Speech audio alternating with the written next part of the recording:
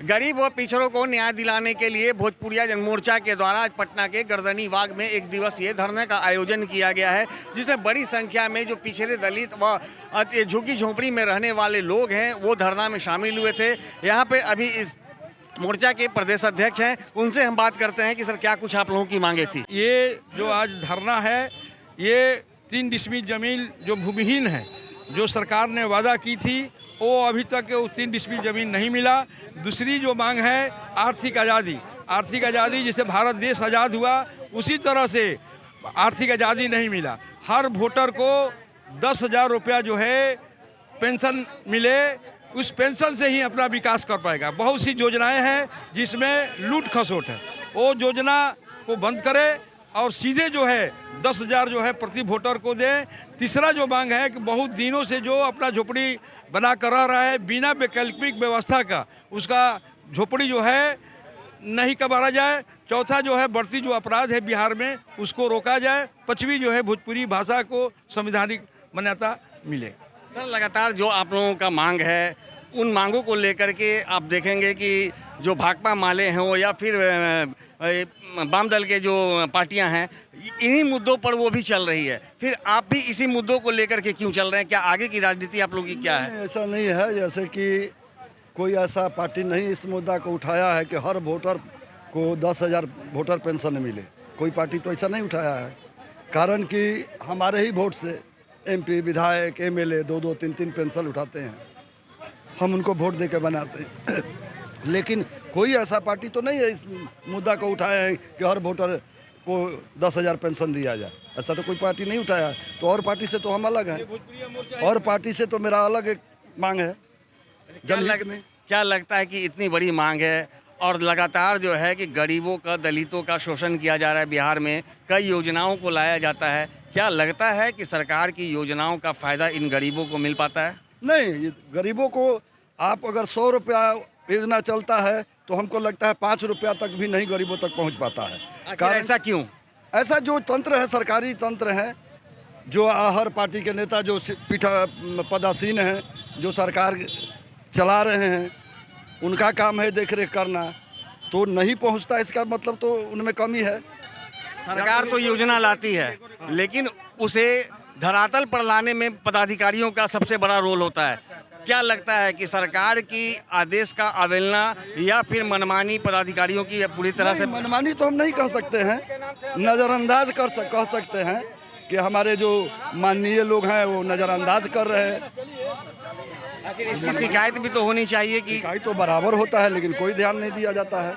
बराबर हो रहा है। सरकार उसके बाद आदेश नहीं देती है कि आप योजनाओं पे काम कीजिए?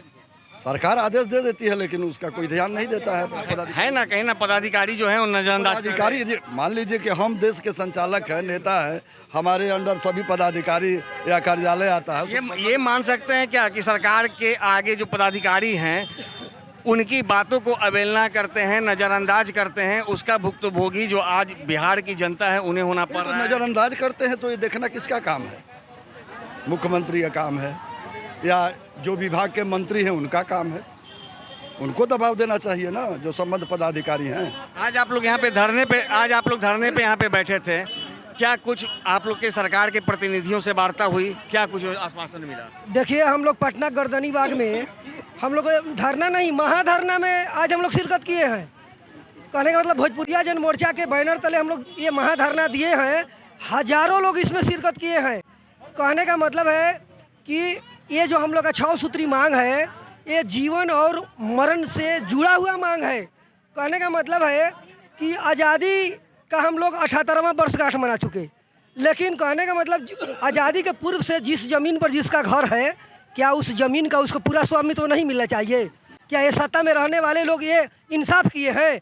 अभी तक जो है उस ज़मीन का मालिकाना हक नहीं दिए हैं।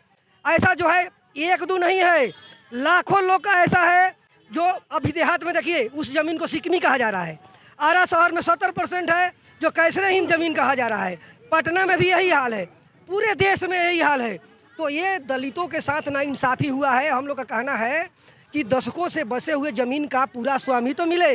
दूसरा मांग है कि 3 डिसमिल का जो वादा सरकार की थी उस वादा को पूरा करे। तीसरा मांग है कि बिना वैकल्पिक तो लगातार मांग करते आ रहे हैं, मांग तो इन्होंने भी हाँ। बताया है, तो कहने लेकिन का क्या मतलब लगता है सुनिए। सरकार यदि मांग नहीं पूरा करती है तो एक क्या बात कीजिएगा और आप सुन लोग? लीजिए, मेरा जो सबसे जो मैंने ज्वलंत हम लोग का जो मांग है, जो हम लोग आंदोलन चला रहे हैं, बक्सर में अभी 1000 आदमी लेकर के डीएम को घेराव किए हम लोग 20 दिन पहले, 1 महीना पहले भोजपुर जिला के डीएम का घेराव किए।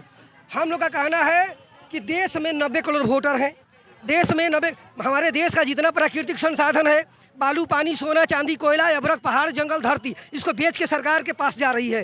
क्या उसमें पूरे देशवासियों का हक नहीं है?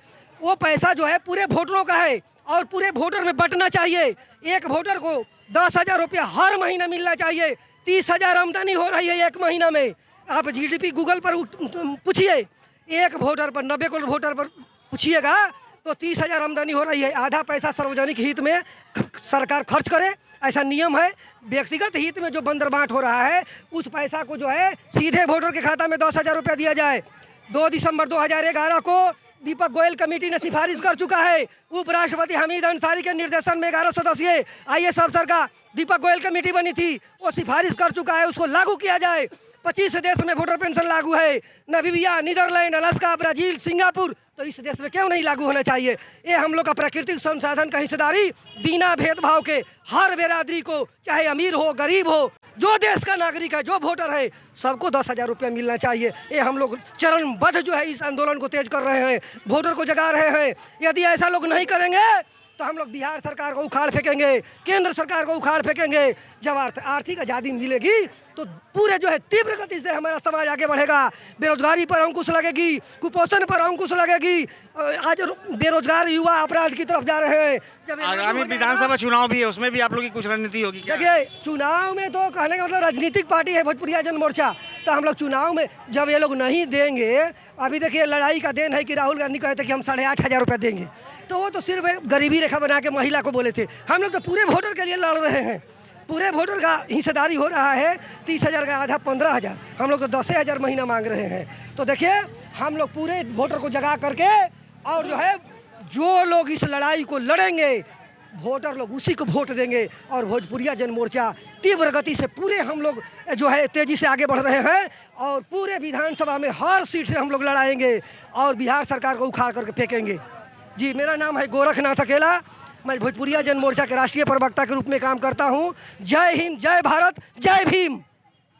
तो जैसा कि आपने सुना, भोजपुरिया जन मोर्चा के जो प्रवक्ता हैं, इन्होंने साफ रूप से सरकार को चेतावनी दिया है कि जिस तरह से जो हमारी झसूत्री मांगे हैं उस पर सरकार को जल्द से जल्द विचार करना चाहिए और उनकी जो मांगे हैं उन्हें पूरा करे, अन्यथा भोजपुरिया जन मोर्चा के द्वारा विधानसभा के सभी सीटों पर चुनाव लड़ा जाएगा और उसके बाद बड़ी संख्या में बहुमत जिलाते हुए सरकार को गिराने का भी काम करेगी। दर्शन न्यूज के लिए सहयोगी रीति के साथ ज्ञानेंद्र वर्मा की रिपोर्ट।